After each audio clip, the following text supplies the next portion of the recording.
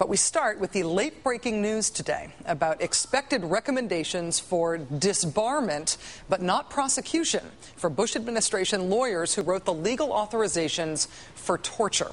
The Office of Professional Responsibility in the Justice Department has spent 4+ years investigating the creation and evolution of the torture memos, looking in part at the interaction between CIA officials seeking legal advice and the Justice Department lawyers who provided it. But even though a draft of the report was finished in January, before President Bush even left office, this report has reportedly been stalled since then, so that its 3 prime targets could respond to the report's criticism of their conduct. Those targets are former head of the DOJ Office of Legal Counsel and current federal judge Jay Bybee, who in 2002 authorized, quote, attention grasp, walling, facial hold, facial slap, cramped confinement, wall standing, stress positions, sleep deprivation, insects placed in confinement box, and the waterboard. Targets also include former acting Assistant Attorney General Stephen Bradbury, who concluded in 2005 that waterboarding wasn't torture because, quote, use of the waterboard cannot be expected to cause severe physical suffering, and because, quote, prolonged mental harm would not be expected to occur. The third target of the report is former Assistant Attorney General in the Legal Counsel's Office and current professor at UC Berkeley, John Yoo, who wrote a memo in 2003 horrifically redefining torture, which said, quote, the victim must experience intense pain or suffering of the kind that is equivalent to the pain that would be associated with serious physical injury so severe that death, organ failure, or permanent damage resulting in a loss of significant body functions will likely result. In the United States, both in U.S. law and in terms of our international treaty obligations, torture is a crime. When you yourself don't commit a crime, but you scheme with other people to cause a crime to be committed, that's called criminal conspiracy. So, for example, if you didn't rob the bank yourself, but you provided the robbers with security guard uniforms and an armored car so that their bank robbery would look like normal bank business and nobody would sound the alarm while they were making off with all the loot, you would go to prison, same as the robbers, once you had been caught. But in the case of the crime of torture, if you collaborated with other U.S. officials to devise a system in which torture would appear to be legal, so that it would be used, so that the people told to carry out the torture program would not balk at the instruction and sound the alarm, apparently, if the crime is torture and not bank robbery, no big whoop. The New York Times is reporting, and NBC News is confirming, that the Department of Justice's internal ethics report, 4 years in the making, will conclude that Jay Bybee and Stephen Bradbury and John Yoo, quote, committed serious lapses of judgment, but should not be criminally prosecuted. According to the Times, the Justice Department is considering asking that, quote, state bar associations consider possible disciplinary action, including reprimands or even disbarment for some of the lawyers involved in writing the legal opinions. Of course, the report is not yet final, and it is only a recommendation to the Attorney General, Eric Holder. And, of course, last I checked, torture is still technically a crime punishable by 20 years in jail. Joining us now to sort this out is Michael Isikoff, MSNBC contributor and investigative correspondent for Newsweek magazine. Mike, thanks very much for being here. Great to be with you. So this reporting today is about what this report will recommend when it is final. Do you think that we, the public, are ever going to get to see this report? There is an expectation that we will. I think that, in fact, the letter that was sent to Senators Whitehouse and Durbin today did reference the unusual amount of public interest in this report. I think it's fair to say that this is probably the most eagerly anticipated report in legal circles in quite some time, and the consequences are huge.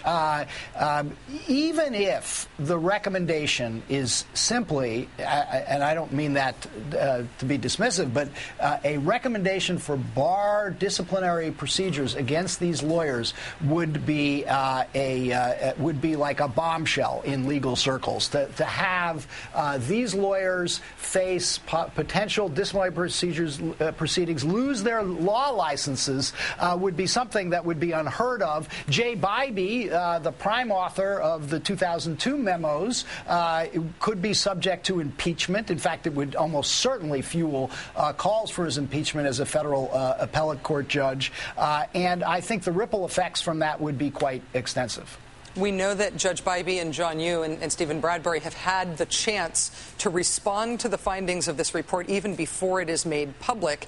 I also find it remarkable that Mr. Bradbury, has to have participated in this investigation of himself in a way, because he was head of the Office of Legal Counsel while that office was involved in the investigation. Is that not sort of a strange wrinkle in all this? It is a strange wrinkle, but if you remember, Rachel, we discussed this 2 months ago when I first reported on this upcoming report, that a draft had been presented to then Attorney General Michael Mukasey in the waning days of the Bush administration, and he squelched it. He refused to allow it to go forward, objected to the findings, and sent it back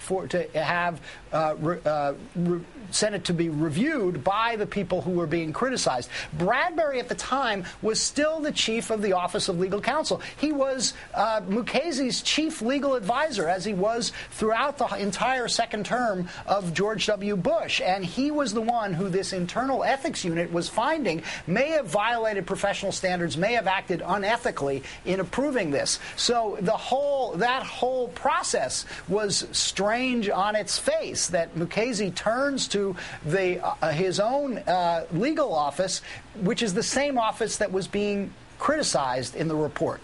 It is strange, and there's so much. I mean, so much has come to light since Obama has taken office. So much is I think, still in the process of coming to light. For example, the Washington Post reported today that Bush administration officials were lobbying the Justice Department to soften this report before it comes out. Do we know anything about whether or not that has been effective? Have you been able to report anything on whether or not that pressure is indeed being placed on the Justice Department, or how it's being received, if they are being pressured?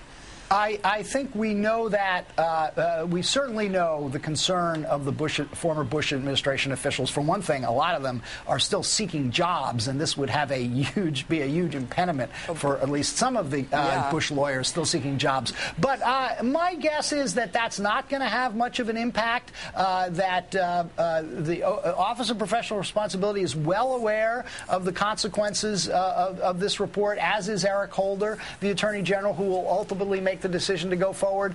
So I would not expect that's a lobbying campaign that's going to bear a lot of fruit. I think the important thing to watch, and by the way, the no criminal prosecutions headline that is getting a lot of attention tonight, I'm not sure that's quite as significant as people think, because the Office of Professional Responsibility is the ethics unit. It's not the criminal division of the Justice Department. They don't make decisions on criminal prosecutions, and there's an entire separate track of potential criminal investigations flowing from this. As we reported this week in Newsweek, there's an ongoing criminal investigation into the CIA destruction of tapes. The emails in this report could well shed light for the criminal division. So I don't think this is by any means over yet.